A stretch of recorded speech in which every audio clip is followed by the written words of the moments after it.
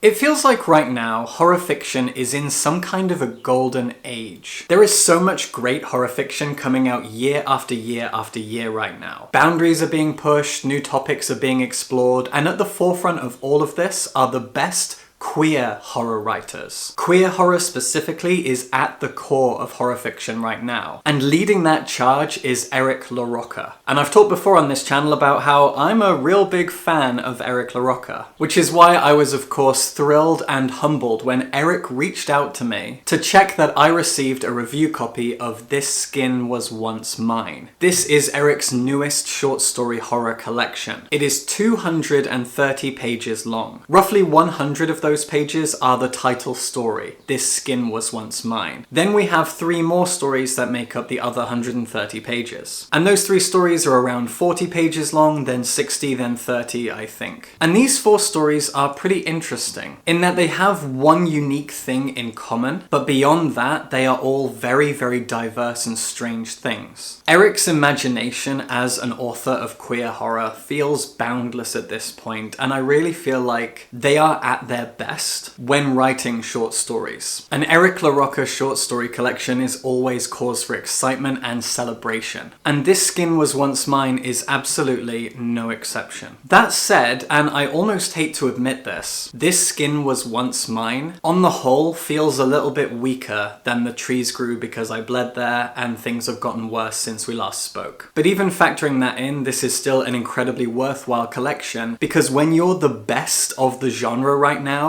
something that isn't quite as good as your best work is still incredible work. You can't always top what came before, but you can be consistently excellent, and Eric is consistently excellent. Since there are only 4 stories in here, I feel like I can go through each of them and give them a little review. As I said, the title story is called This Skin Was Once Mine. Eric has a really incredible knack for giving amazing titles, not just to their books, but to their stories. And This Skin Was Once Mine actually sent a shiver through me. But it's also a line that comes up in the story. It is about a snake. I really enjoyed that little touch. Now, this story follows a young woman called Gillian. We flip periodically backwards and forwards between her present, around now, and her past when she was 10 years old in the year 2001. When she was 9-10 years old, Gillian lived a comfortable suburban life with her parents. And while she was really, really close to her dad, she always felt that her mother just didn't like her. And that came to a head when her mother sent her away to a boarding school at the age of 9, and Gillian just never came home. We don't find what she did in between finishing boarding school and now. We just assume she went off and lived her life, went off to college, got a job, whatever, but she never came back to see her parents because she never forgave them for what they did. Gillian never understood why her parents sent her away, but when the book opens, we see that the adult Gillian harms herself. She is full of anxiety. She is a traumatized person. She is struggling. Her girlfriend isn't quite giving her the love, care, and attention that she feels like she needs. And then she gets a call telling her that her father has passed away and she needs to go home to see her mother and sort out the funeral and blah blah blah. Gillian doesn't know how her father died, and no one will tell her. And when she gets home, she's greeted by this weird guy who cares for her mother. Why does a guy need to take care of her mother? Well, Gillian never found this out, but something happened to her mother not long after Gillian left home. And for like 20 years, her mother has been physically disabled and unable to really do anything. And so this guy, Ambrose, has been looking after her all this time. There are so many questions, so many secrets here. What happened to her father? What happened to her mother all that time ago? Why was Gillian never told? What secrets will she uncover here, now, in this very strange and familiar but deeply unfamiliar place? To tell you much more would be to spoil the story, and I'm not going to do that, but there is one thing, one chilling and unsettling thing that I think I need to mention. 1, because it's revealed very, very early in the story, and 2, because it is a trigger warning. In one of the very early flashbacks in this story, back to when Gillian was a child, it is heavily, intensely implied that her father abused her, that he was grooming her, and that she obviously did not understand what was going on at the time. And so in her memories, her father was a loving, doting, caring guy. It is dark, it is chilling, and I did not enjoy it. That doesn't mean it's bad. Horror isn't often there to be enjoyed, even though it is. Horror's a weird thing like that. This story keeps so much up its sleeve. There is so much to discover as you go, and you will be progressively more and more chilled and unsettled by it as things come into light, and you'll kind of wish almost that they hadn't. The second story, Seedling, opens in kind of a similar way. A young man is at home with his boyfriend, and he gets a call from his dad telling him that his mother has just passed away. She lost the battle to cancer. And our protagonist has never been that close to his dad. He gets the feeling that his dad's a bit homophobic, but he goes home anyway and he stands up to his responsibilities and blah blah blah. But after he's been there for a little while, he finds a wound on his arm, a little gash. He must have hurt himself at some point. But he kind of looks inside the wound and sees that it's entirely black. There is nothing under his skin but darkness, like the night sky. And soon enough he sees that his dad has a similar wound. What's going on here? Is this a virus? Have they both been infected with something? This is weird. And what do they have in common? Why do they both have this wound, and why now? What does it mean? This is a trippy story, and there's not much more I can say about it, because not a lot happens apart from that.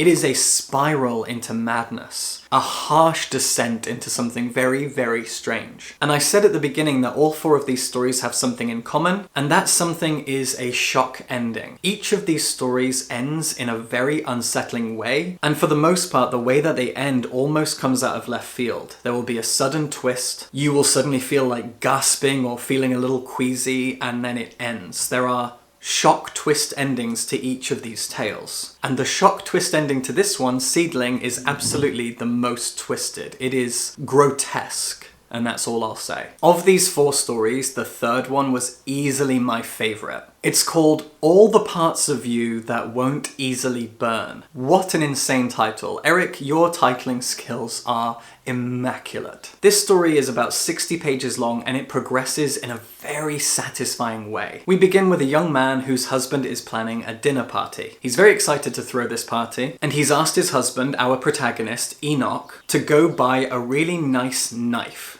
in order to help him prepare the dinner. And so Enoch goes off to this specialist knife shop. He wants to buy some fancy Japanese chef knife or something. And when he gets to the knife shop, he finds out that knives are really, really expensive. The best proper chef quality cooking utensils always are. He's not sure he can afford this knife. And so the guy who runs the knife shop offers him something. A suggestion. I'll give you this knife, he says, if you let me cut you open just a little bit, just a small nick in your skin, and then place a shard of glass in that wound. You let me do that to you, and you can take the knife. Enoch says yes, he does it. He takes the knife home to his husband, and he leaves the glass in there. And as time goes by, he finds that he really likes it. He enjoys the sensation. He enjoys the naughtiness, the taboo nature of it, but he also enjoys the physical sensation, quite literally. There's something about this that has captivated him. He's becoming addicted to this taboo, almost sexual thing. Where the story goes from here, I won't spoil. It's really exciting. It is a slow, eerie crawl through a man's mind and his experiences, and the things he learns and the things he does. I really, really enjoyed this story in particular. Once again, there is an enormous twist ending.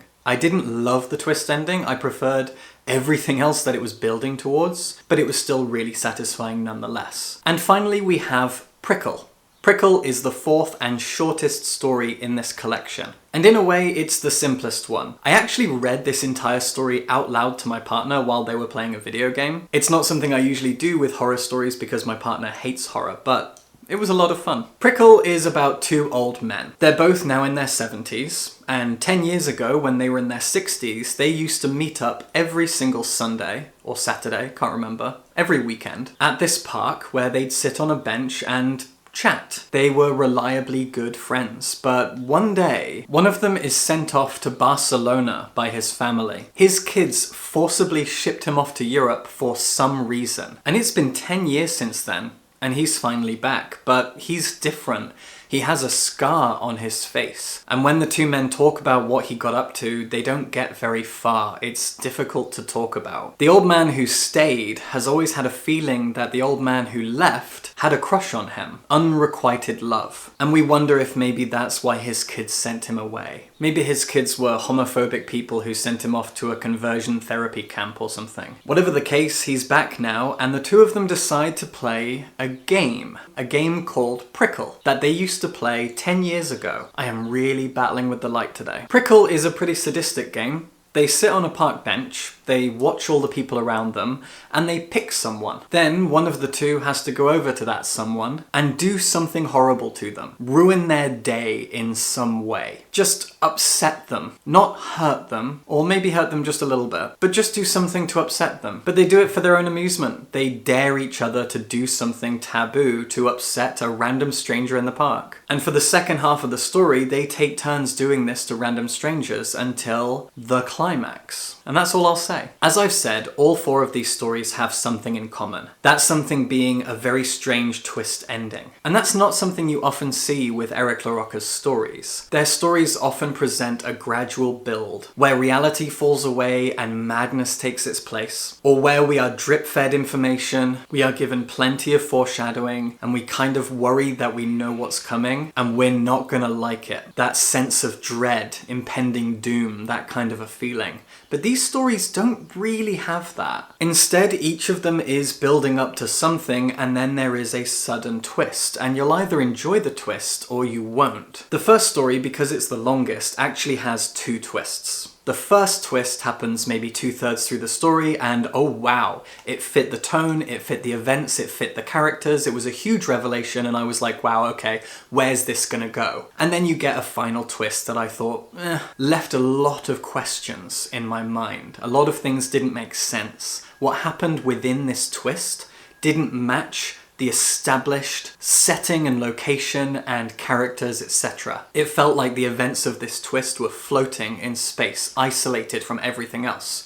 I can't say any more without spoiling it, so that's all I'll say. The second story had a fantastic twist, and it felt like it worked. You know the twist is going to be something to do with this weird black wound, and why this father and son both have this wound and what it all means, and the way that it just spirals and descends into grotesque madness was brilliant. And what I loved about the third story was the way that it really took its time, building up suspense, building up strangeness. This man slowly falling into a taboo he didn't know he enjoyed, a kink that he's suddenly discovering for himself, and people who somehow know this kink and are offering him this window into a world that entices and scares him. And while this is still my favourite story, the twist ending kind of came out of nowhere and felt like it spoiled it to a point, but not enough to ruin everything that came before. And the final story kind of felt a little bit too short. There were so many things I didn't know that I wanted to know, but I do think the twist ending was something that I had to sit with for a while until it made sense for the characters, and it kind of does if you dwell on it, which is really, really smart. Eric is encouraging us to just think for a minute about why what happens at the end of this story happens. And I really enjoyed that. I really appreciated it. It wasn't my favourite story of the collection, but I do think it felt like a whole and complete story. All four of these stories really showcase Eric LaRocca's power as a storyteller. There is a breadth and diversity to these stories, as is always the case with Eric's writing, but they also have kind of a cohesion to them, in the fact that they all have these sudden twists at the end. The first two stories are both about people who lose one parent and have to spend time with the other. And also the third and fourth stories are arguably both about naughty, taboo kinks in some way. You do finish this collection feeling as though you've read things that stitch themselves together quite neatly. Not perfectly, but certainly enough to feel satisfied. As always, Eric LaRocca has enormously impressed me, and they remain at the peak of modern queer horror fiction. If you're already a fan, you are going to adore This Skin Was Once Mine, even if it's not perfect. But if you've never read any of their stories before, I would suggest starting with one of these two. I, like many Eric LaRocca fans, started with this. Things Have Gotten Worse Since We Last Spoke, which is a novella and 2 extra short stories. But I would actually say start with this, a short collection of several different short stories that show an enormous range. This is one of my favorite short story collections I've ever read. It is a flawless selection of amazing horror tales. So read these, become a fan if you're not already, then check this out so you can really appreciate Eric's scope, and subscribe for books.